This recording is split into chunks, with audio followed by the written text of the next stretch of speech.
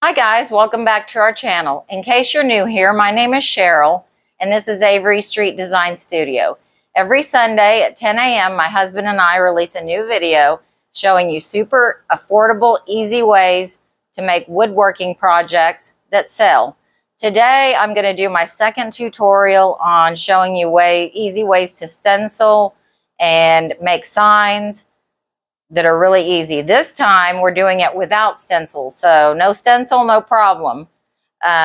This is a super easy technique using graphite paper. I bought this graphite paper here at, I believe, Michael's or Hobby Lobby. You can get it on Amazon, Walmart, anywhere. And it's super affordable. And what we're going to do is use that and print out with our printer. So you need a printer, an image or a word. And we're going to put it on the wood and I'll show you how it's done. And let's get started. Okay, so I've got a piece of wood here that I've painted with flat white acrylic paint. So I'm going to take a piece of the graphite paper and I'm going to gently lay it down, try to center it. And then I'm going to take my photo, I'm using the man in the moon again, and I'm going to lay him down right on top of it. And then I'm going to get my tape. And I always do the graphite just a little bigger than the image so that I can tape them both to hold them in place. So I put a piece of tape there, a piece of tape here. You can do them on the sides if you want, but I think that's plenty. So you're just going to take a regular pencil and you're just going to start tracing over the edges of your image. And you'll just trace over them until you're done. So you can also use a ink pen or a marker, anything like that to trace over. You don't have to use a pencil. Some people like to use like a colored pen so that they can see the lines they're making. Sometimes with a pencil, it's kind of hard to see where you've traced. I prefer a pencil. It's just easy for me. But just take your time. You know, you might not get it right the first time, but, you know, practice makes everything, you know, better over time. When we first started our business, was the method we used, and then eventually we got a Cricut, and when we started making signs, I started making the stencils, which made things a lot easier for me. But you know, if you don't have a Cricut, there's always a way to get it done and make it look beautiful. All right, so now that I have it all traced, I'm just going to simply lift it up.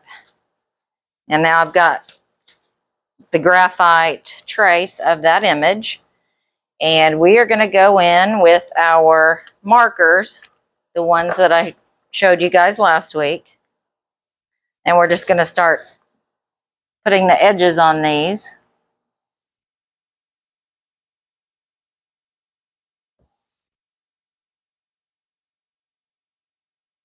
So if it's small images or small little details, I would go in first with the skinny Faber-Castell marker.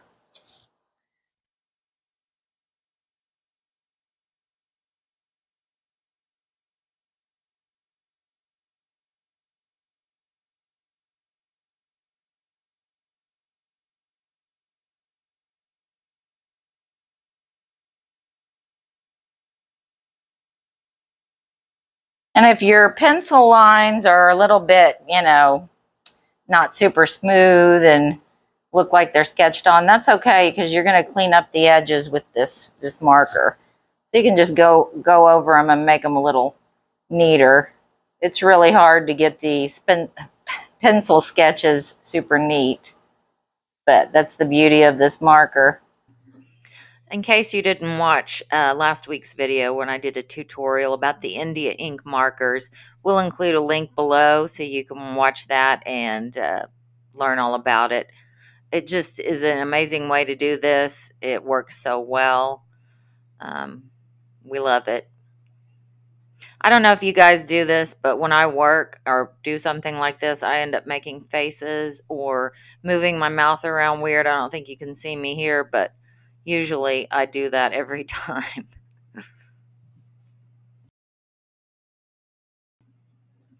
If you guys are interested in learning how to make stencils on the Cricut, drop a comment below and let me know. I can show you how to take any font and turn it into a stencil.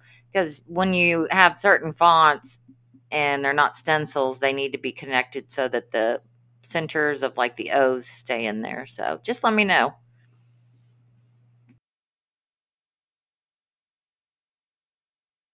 So I'm going to go in with my bigger marker and just color in some of this. You can color it in with either the skinny one or grab your big one.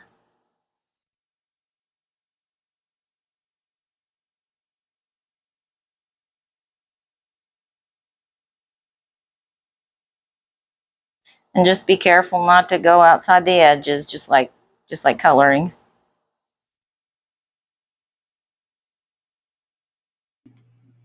So as you use your markers over and over, the end of the tip is going to start getting frayed and, you know, won't be pointed anymore. So what I do is take my scissors and just trim it down, and then it's not frayed anymore. You can also do it to the skinny ones. Just trim the tip off and it'll make it skinny again. It's real easy to do. So after you finish coloring all these in, you want to make sure you seal it. You can get a can of like the top coat stuff that you can get at like Hobby Lobby, Walmart, anywhere, and just spray it on there. That way it protects the ink. And, you know, like if it was outside and it was to rain or something, it wouldn't make it bleed, or just, you know, just to protect it. It's the best thing to do. So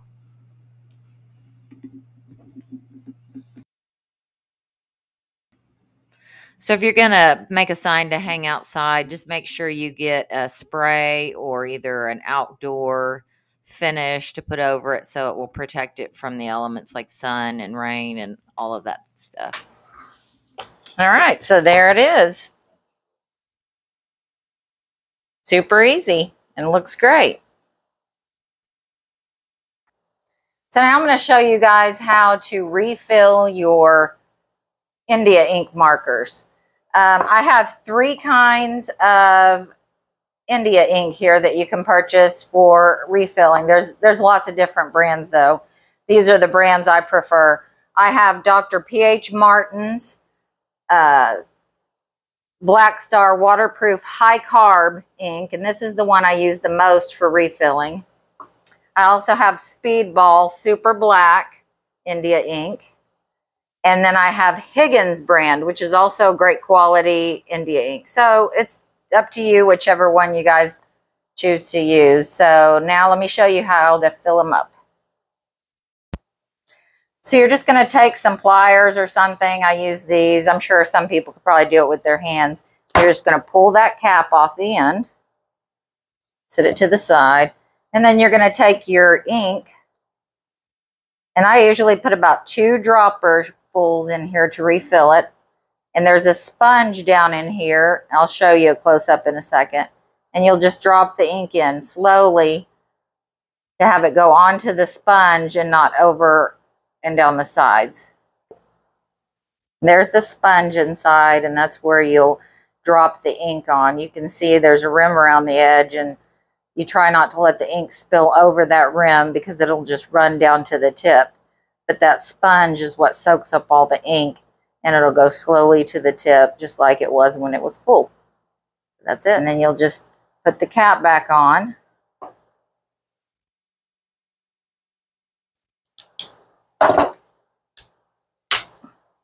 And it's good as new. You can reuse it.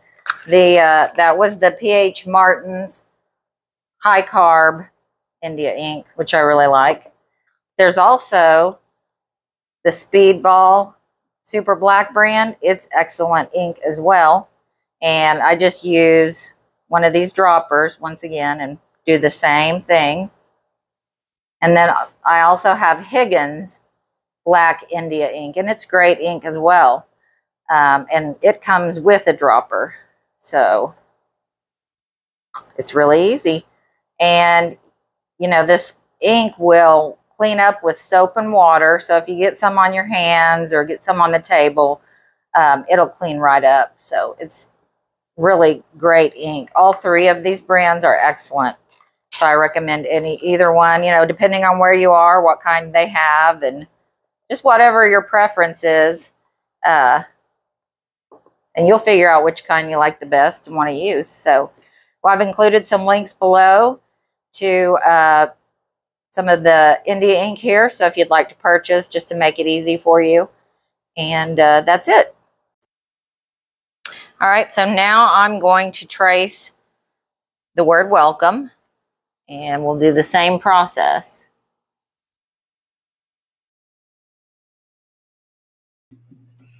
Another way to do this also is just go to the hobby store or online, wherever, and you can get single letter stencils, and you can tape all those stencils together to spell a word, and then you can also do it that way.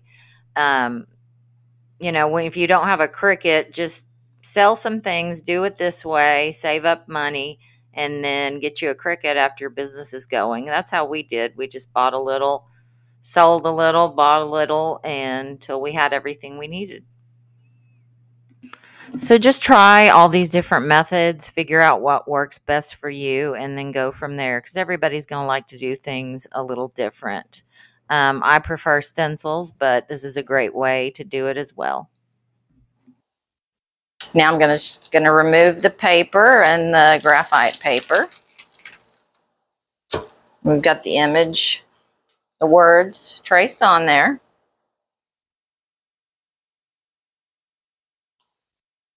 Then we're just gonna start filling them in.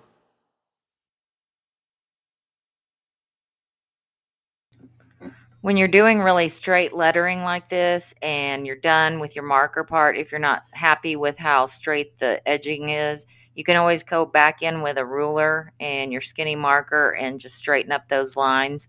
Just make sure you wipe off your ruler each time with a napkin or something, paper towel, so you don't get ink onto the board when you're doing it. Another tip is also when your marker has been used a while and you're trimming the tip down, and I'd say the marker's probably about half ink, it's not quite as juicy anymore. That's when I like it the best for outlining my stencils, and then I'll just fill in the middle with a juicier marker. And, you know, you can control how much ink you want in your marker so that it works best for you, because I like a medium ink for the stencil outline and then juicy for the center. So here's the finished product. I sure appreciate you guys for watching, and stay tuned. I'll have more tutorials, and don't forget about our videos on Sunday at 10 a.m. See you then. Thank you. Bye-bye.